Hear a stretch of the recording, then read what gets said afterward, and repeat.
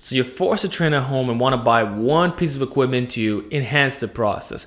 What would that item be? Well, as a home gym owner, I can tell that there are many buying options to choose from. And depending on your goals, you might be leaning more towards a weight training route or calisthenics. But I'm going to say, for the vast majority of you watching this video, you're going to be leaning more towards bodyweight training. And in that case, the most important thing that you can get would probably be a pull-up bar. I say this because of the practical elements, what you can actually achieve with the basic push-up and pull-up, and even some advanced variations that can be done with the floor and the bar. Parallettes are nice, dips are obviously fantastic, and gymnastic rings are probably even superior to getting a pull-up bar. But there's a setting up process, which can be annoying at times. You have to go outside every time you want to set them up if you don't have something to suspend them in your house, which is probably going to be a pull-up bar in the first place. And some of you don't want that level of specificity. Basically, that type of training is extremely difficult. It's hard for me, and you've seen the type of feats that I've done already. So I approve it 100%. I definitely recommend it. But for most people, it's practical just to have a pull-up bar, takes up no space whatsoever, easy setup, you can do it any freaking time, in addition to the floor. And then you can also add on chairs, which you already have in your house, to increase the difficulty. Basically doing deficit handstand push-ups, and maybe even treating those chairs as parallettes, or finding creative ways to elevate your hands. So there are options, but you got to get those two fundamental movements in. There's a reason why both these exercises have been time proven. You're moving through space using your own body weight as resistance while challenging yourself when appropriate program is utilized. And there's different ways to do that. As I've been showing you in my recent videos, it could be more high volume, prison style workouts where you just bang it out, doing all kinds of repetitions. And yes, that does build muscle, okay? In addition to high intensity. So one arm pull-ups, most people can't even do a single repetition. I would equate that to doing 90% of my one rep max on a way to pull-up. There's the assisted version as well, which you can barely even get 10 reps on that. So there are ways to enhance your training, but without the push and the pull, you don't have much options. Like, what are you gonna do? Inverted rows off a desk? I've seen some guys post that, and you know what? I was gonna make a video on that too. Actually, I will. I'm gonna show you how to do it. But it wouldn't be my go-to. Pull-ups are superior in every type of way, in terms of absolute intensity and the variations it's offered. With inverted rows, you're gonna have to do some 10 by 10. You're gonna have to slow down your tempo like crazy. You're gonna do all kinds of pauses. You're gonna have to elevate your feet. Do whatever you can. Actually, a better inverted row would be with gymnastic rings. But with push-ups and pull-ups, so many options. You can do diamond. You can do pseudo planche. Most guys can't even do that. You can do actual planche push-ups. Find me a guy who can do planche push-ups, and I'll show you a decently strong bencher without even doing it. We're talking about guys who primarily do body weight training. They can still kick ass when they bench. We've seen it time and time again. Little Beast Stem is a perfect example. Just saying. I saw a video of a dude who did 1,000 push-ups in less than an hour. And his chest was absolutely massive. It was really, really insane. And he does this on a frequent basis. He hasn't lifted weights in years. But I remember someone asked him in the comment section, what's your bench? He's like 365. So there is some truth to it. And there's all kinds of examples of guys online who built their body with prison style workouts. It does work. It's just really, really, really hard. Like, don't think this is a walk in the park. Don't think that just because it's high repetitions that you ain't going to build muscle. That's the furthest thing from the truth when the total workload is insanely high. Okay, if we're talking about 3 sets to fail in a regular push-up, good luck building with that. But when we're talking about Greg Gama type workouts, Herschel Walker type workouts, prison style workouts, like the real deal, this is gains galore, man.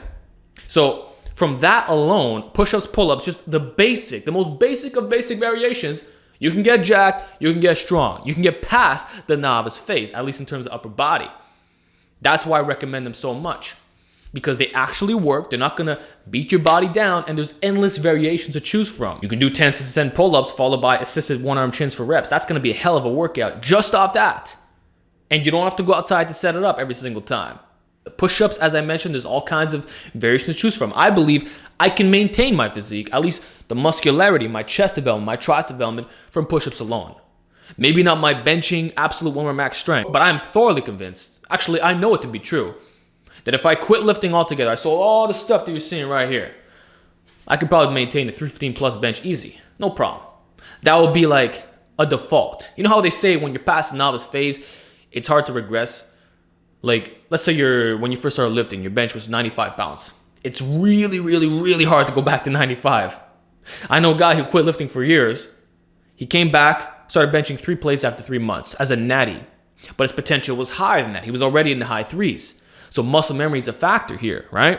So if we're talking about maintaining our physique, number one, push-ups and pull-ups, when you've already had a base established, will do that for you. You're going to be strong enough to hit some pretty tough variations, and the volumes you could do on these exercises will be great. And then there's the calisthenics world, which has yet to be explored by a huge percentage of lifters. I'm talking untapped potential. How many deadlifters do you see on YouTube? The good ones, 600 plus, that can do their body weight for a 1 rep max on the way to pull up. Find them. They're very rare. How many strong benchers do you see that can do a planche push-up? Guess what? There's technique involved in that too. You gotta learn how to protract that scapula, maintain an anterior pelvic tilt.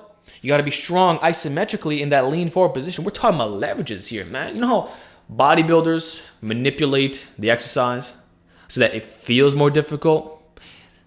Well, that's really what we're doing here. It's maximizing the stimulus to fatigue ratio through manipulation of leverages. We're making things be more difficult. So yes, the weight itself remains constant, but the hand placement, the leaning, all these factors will make things that much more difficult. So that's why I would have to recommend a pull-up bar. I love parallettes. I love gymnastic rings, and it's probably superior. Real talk, if you had gymnastic rings, I would recommend that over a pull-up bar. But what are you gonna do at nighttime? If you train really, really late, you're gonna go out? You serious, bro? It's pitch black outside. You're gonna be doing pull-ups in the park like that. You're gonna be doing push-ups outside on the wet grass. Inverted rows? You do what you want, but I don't think that's the most feasible thing. Unless, like I said, you got a pull-up bar with the gymnastic rings in this place. But is that the safest thing? Would I recommend that? Probably not. Like, I have a power rack with the pull-up bar, so I can put them up there. I'm pretty secure. Would I feel super secure doing that off a little pull-up doorway mount? Not really. So if we're talking about variations that allow you to be very intense, that can all be done on a standard pull-up bar without increasing injury risk and without compromising gains. That's why I recommend it. So those are the two most fundamental exercises in calisthenics and bodyweight training for guys who don't care about skill work, for guys who want to maintain their muscle mass while actually improving with certain things, raising their work capacity, looking amazing. And there are so many examples all over the internet of guys who've done this. It's a crazy build that you're going to get from this. Whether you're doing the high volume stuff or the high intensity, dude, it's fantastic. These guys look fantastic. And you can do it too. It's realistic. You want to get lean. You want to have high endurance. You want to be generally strong. You want to walk in the gym one day and you're putting up serious numbers without even trying. Start getting to elite bodyweight training. And with the push-ups and pull-ups, that'll grant you exactly that. So I got more workout videos on the way. Look out for that. But the one thing that I would get, definitely a pull-up bar. And don't forget about greasing the groove. If you are a serious lifter, if you do have access to weights, those daily pull-ups will make a big difference, let me tell you. It's really hard to beat that specific combination. Yeah, you can improvise other stuff, but would be my go-to choice. So pull-up bar, and then parallettes, gymnastic rings, those are nice. Then if you want another video on weight training stuff, let me know. I can give you some instructions on that. Obviously, I've had a home gym since 2018 now. So not a crazy long time, but I've made some mistakes. I've learned some things along the way. So that's it. Give me your feedback in the comment section, and I'll talk to you all next time.